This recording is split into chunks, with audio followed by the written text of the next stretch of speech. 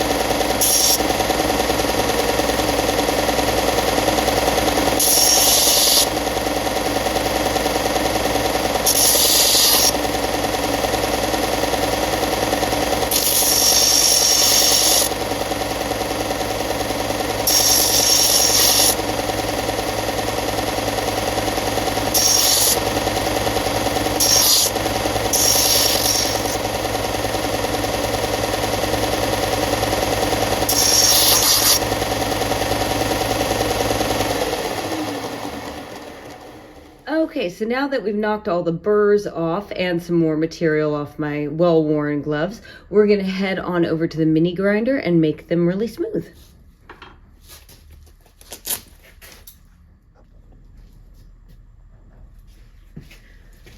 Love this little mini grinder. So we're over here, we're going to smooth this out, and when you see the next step, you're going to understand why it's kind of easier to do this part now rather than later. And we might come back over here, but this is going to be a lot easier to do this now. Oh, no, oh, thank goodness.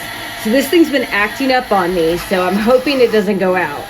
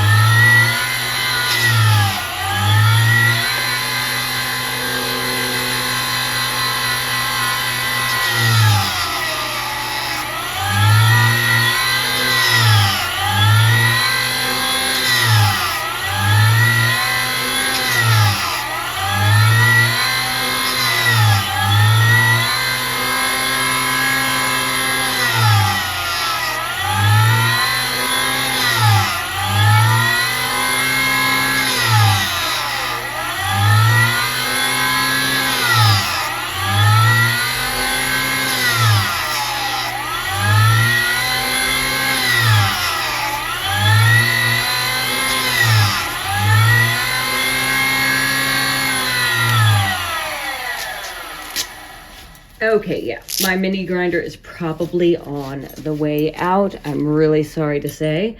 It's sounding a little sad. Okay, so now that our rings are pretty smooth, might have to smooth them out a little more on the grinder if it's gonna hold up for us.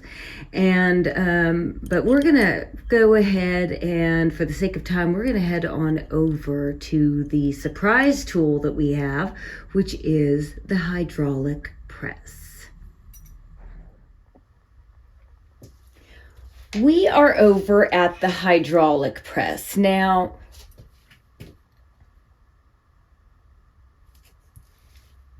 we are over at the hydraulic press. Now, I realize that not everybody has a hydraulic press just laying around. This belongs to my future husband. He is an auto body guy, and I am lucky enough to get to use his tools. If you do not have one of these just hanging out around or know someone who has one, you can use a hammer for this step, but I love using this thing. It works wonders. So if you do have access to one, use it for this. Although it's not what it is intended for, it is a great application.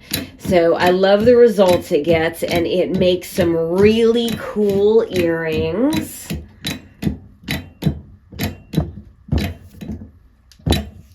He is very nice to let me use his toys.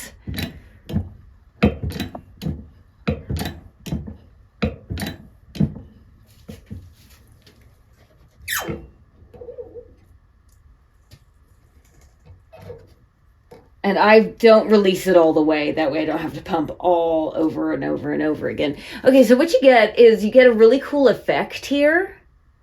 And I just love it. So I'm going to make another one of these. And then I'm going to meet you back over at the mini grinder. Now that we have our rings all nice and flattened, they look great, I notice that I have some rough edges. And that's because when we squash them, sometimes those rough edges that are on the inside, we can feel them now. So we're going to use our mini grinder and flatten them out a little bit. Hopefully my mini grinder has not decided to die yet. I have a feeling that this purchase is in the works in the next week or so. Wish me luck. Ah. There it goes. Ah, he's got a little bit of life left.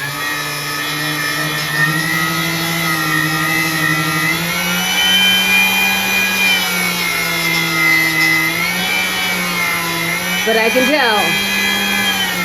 tell it's on its way out.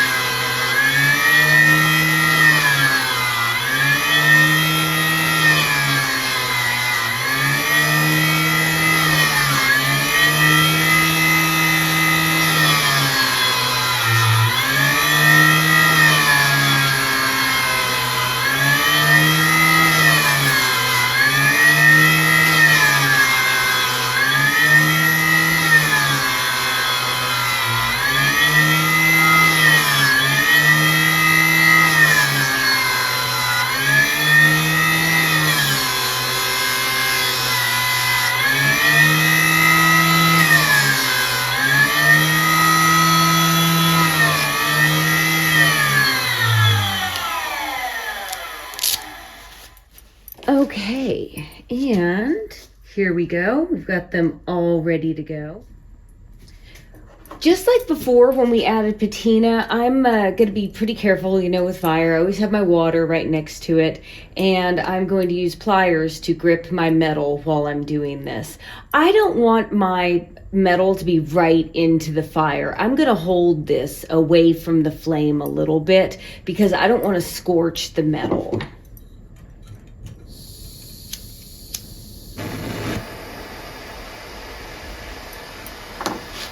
So I don't want to just burst this into the hottest part of the flame. I'm going to hold this down here. That's plenty hot enough. And I'm just going to wait for it to change color a little bit. And I already see it starting to change color.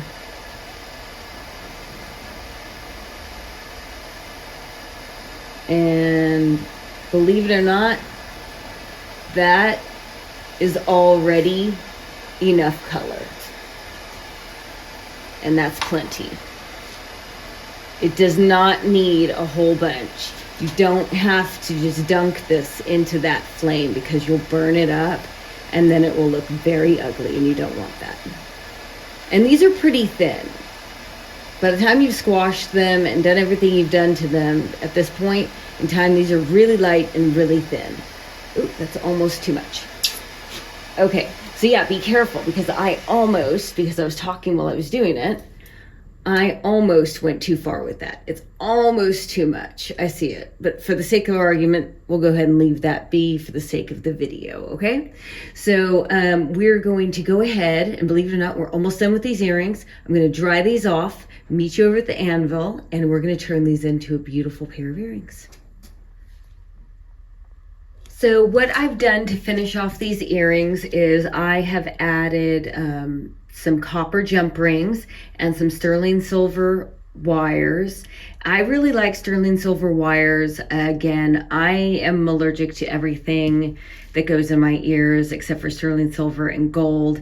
And a lot of people I talk to are. So while you're making earrings, I really think it's just worth the extra money to spend the extra few dollars and invest in the sterling silver wires. I really like the way these two came out. I like the organic shape that you get with the hydraulic press. Again, not everybody has a hydraulic press in their garage like I do. I get that. But you can get this sort of effect kind of with a hammer. So just practice with it. It's a lot of fun. And see what you come up with. It's really a fun organic shape, and a lot of people love the fire aspect of it, the color, and they're a good seller. I priced these out at about $30 a pair, and they sell really, really good at markets, and they make great birthday gifts, great Christmas gifts. People really love something handmade when you give it to them. So it's a good gift to have in your arsenal, and it's a great item to have if you are a vendor at crafts fairs. So keep that in mind, and I will be right back with what we are going to work on next. Okay, everyone, that is it for today. So if you have not done so by now, please take time to like the video, subscribe to the channel. I can use all the support I can get. And thanks so much for tuning in. I really appreciate it more than you know. And next time we're going to be working on something for men, because I get a lot of requests for items for men at crafts fairs that I go to, and we're going to be working on a keychain element for men. So that's what we're going to be working on next time, and we're going to be using copper wire next time instead of the copper tubing. It's a little bit of a different animal to work with. It can be a little bit more of a challenge, a lot more hammering involved. Probably going to be using our sledgehammer next time. So thanks so much. Again, thanks for all the support. I really appreciate it. Hope you liked the video. See you next time. Until then, stay safe and love each other. Bye.